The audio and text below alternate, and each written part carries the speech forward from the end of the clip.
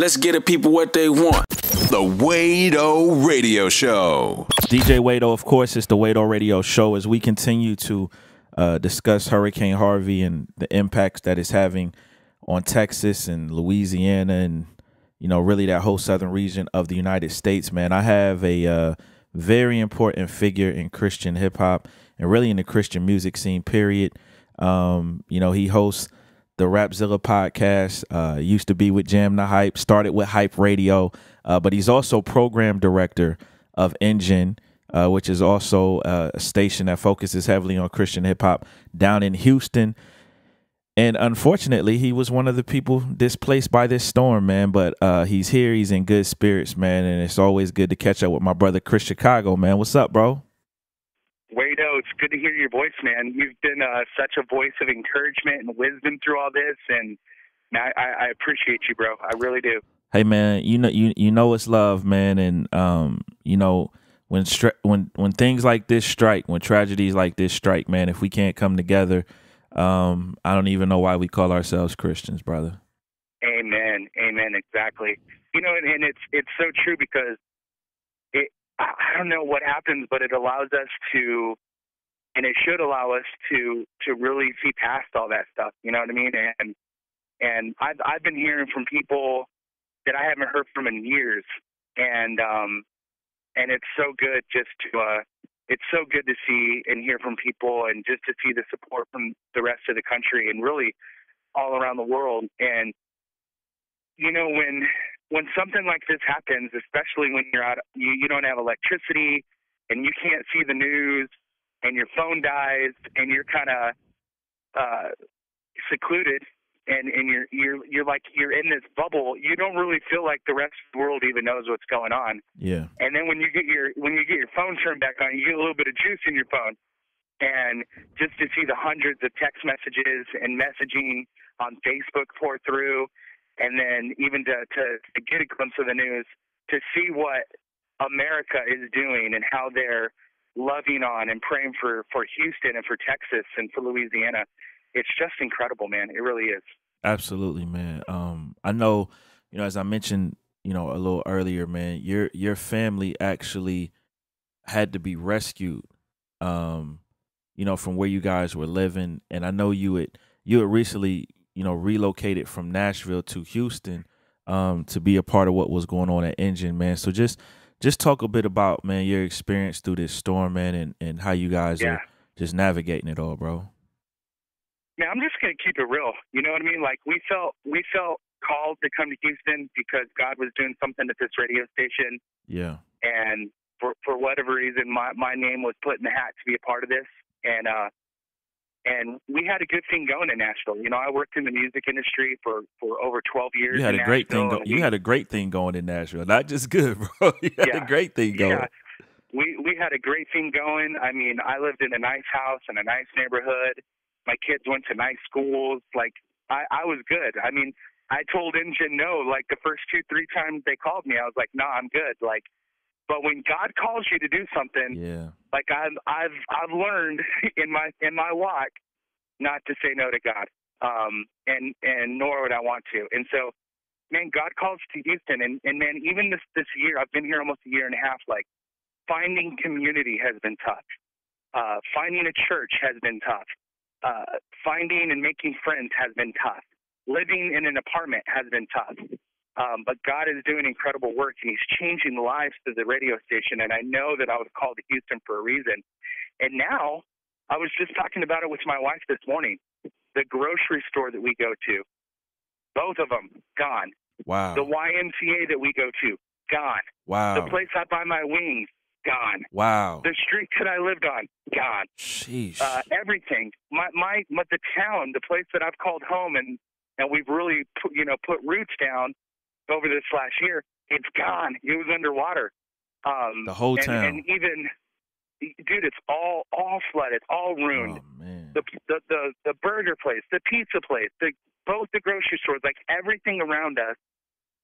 I was seeing drone footage this morning, completely underwater, bro. It looked like the Amazon jungle, because all you were seeing is like roofs of these buildings.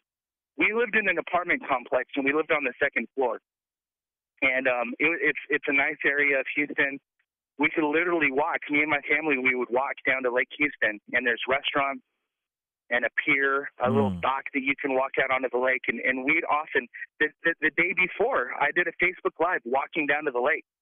And I was so surprised that the water had risen to cover up the pathways that are around the outskirts of the lake. I thought that was the worst of it. I thought, oh yeah, this is crazy. The walkways and the pier, the dock, is flooded. I thought that was the worst of it. Now imagine this. We're without electricity. Now I just said we walked down to the lake and walked down to where the flooded walkways were. Bro, when we got rescued, I was on a boat from my second floor apartment. We took that boat, like literally felt like we were on the Amazon River, down my street, past the restaurants we used to eat at, as I looked at the roofs of these restaurants, onto the lake. Dude, the pier that I thought was flooded, and I put a picture of, you can still see the lights on the pier that was flooded. Bro, we took the boat well over that. Like, we literally took the boat from my second floor apartment onto the lake to a bridge where there was a staging area with Army vehicles, which we got into an Army vehicle.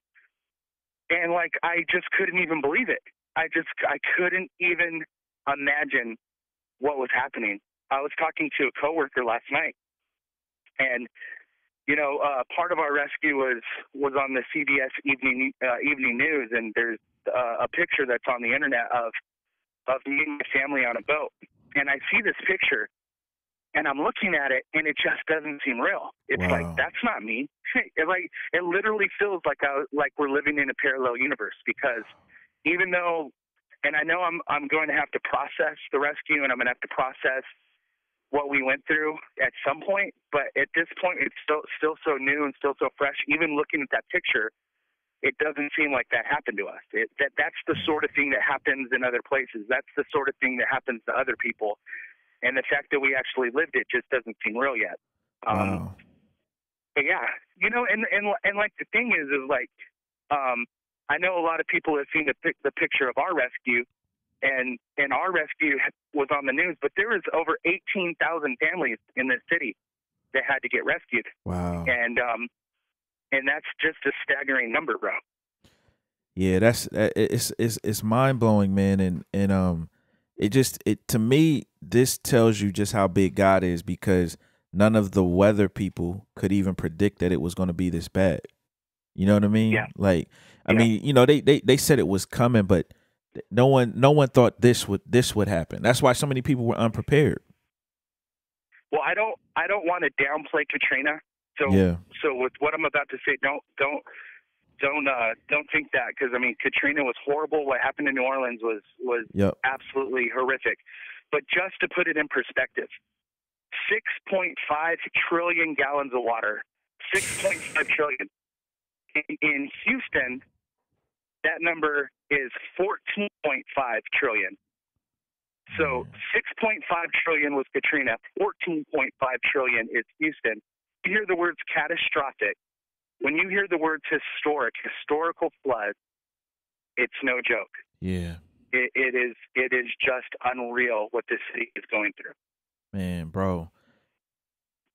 How are you guys dealing with this right now? I mean, even where are you staying with your whole, you know, neighborhood and town just finished? Yeah, well, we're still unable to make it back. My town, my area of Houston is still flooded. There's no way to get to and from. And so I don't know what the damage is. When we got evacuated, the water was continuing to rise, but it had not yet risen to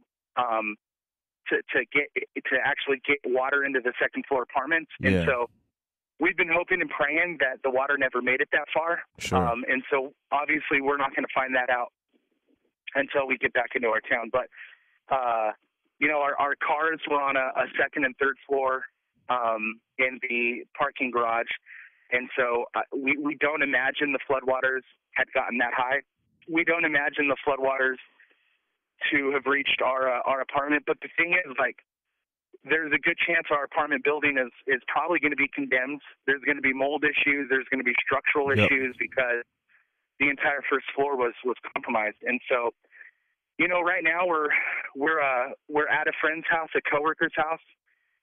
We're going to be able to stay here for the next couple of days. But our long-term future is still in question. I'm still wearing the clothes that I got rescued in. Wow. And that was my 3 days ago? Clothes. 3 days ago. My wife and kids have clothes because it's, there's a lot of clothes donations, thank God for that. But I'm a big dude. If you ever met me, yeah, I'm 300 plus pounds. I'm 6'2". Like you're not going to find 5XL tees in the shelter. Yeah. You know what I mean? Yeah. So finding clothes has been difficult for me. That's why I'm in the same outfit that I got rescued in. So I don't know what the future holds, man, but I do know this. I know that I believe the same thing that I'm telling my wife and my kids is that God's got this, and God's in control, and Amen. God is going to take care of us. And I've continued to see that the outpouring of love and support has been incredible. I have people from all over the country offering their houses to me and offering places to stay. That's awesome. I love the fact that those options are available to us. Obviously, I'm a part of a radio station in the city, and the city is going to need that radio station. And so I don't know what the future holds for us. I'm just taking it moment by moment, day by day, and trusting God. Amen, brother. Amen. And again, you've done so much for so many over the years. I always say, like, obviously you have a large following, with your podcast that you've hosted and your syndicated radio show and all of that. But people don't know, all the work you put in managing artists, mentoring artists, radio promotions, like all those different things that the general public just doesn't always see. They may not be aware of, man. And as I was telling you before, bro, I really believe the Lord is going to honor your faithfulness to ministry and to serving people in terms of helping your family make it through and really use you as a catalyst to minister to so many in Houston, during this really difficult time. Man, I believe that. Those words are so encouraging to me. We know what kind of brother you are, man. We know how God has used you, bro.